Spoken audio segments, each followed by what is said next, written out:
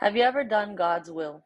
Have you ever spoke a message to somebody that he told you to speak to? Have you ever prayed with somebody that the Lord told you to pray for? And everything seemed to be going well. It felt so good to do the Lord's will, but then immediately things start crumbling around you.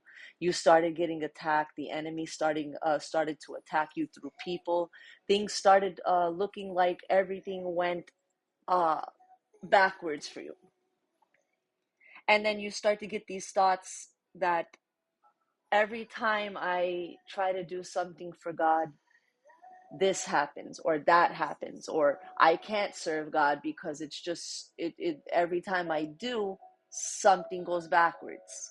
People attack, this happens, that happens, whatever the case may be. I used to be one of those people that would say can't serve God because nothing ever works out. People don't allow you to do the Lord's will because it's too hard. Every time you try to be good, somebody will do something to make you do something bad, right?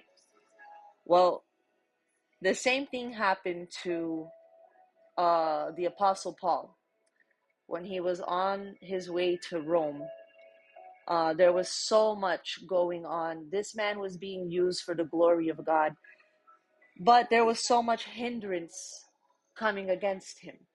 And he was on a ship on his way to Rome, and a big storm came. And I believe that this was a demonic storm, but the Lord used it for his glory because God wanted him to be shipwrecked onto that island of Malta.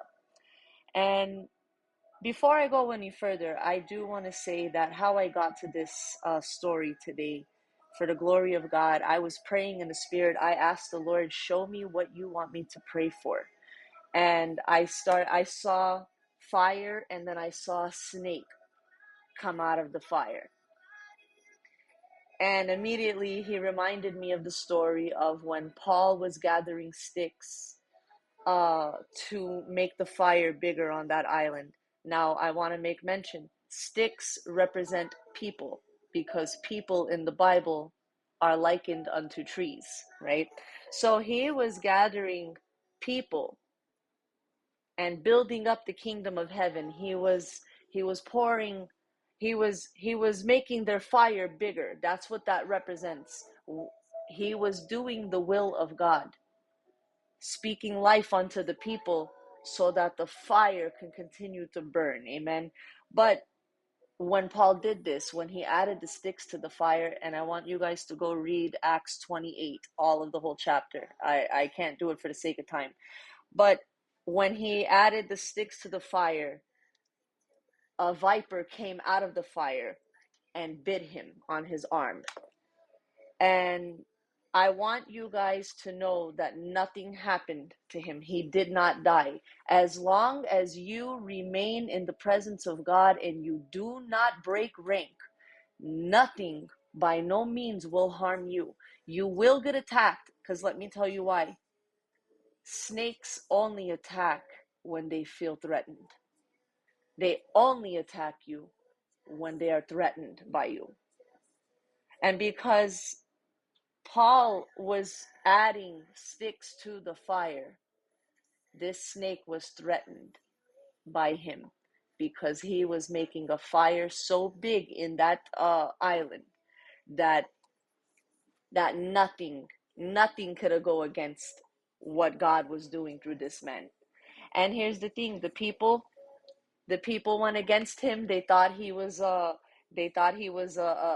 corrupted man, and they believed that he was evil because he shipwrecked, and then he got bit by a viper, and they waited for him to die, but he didn't.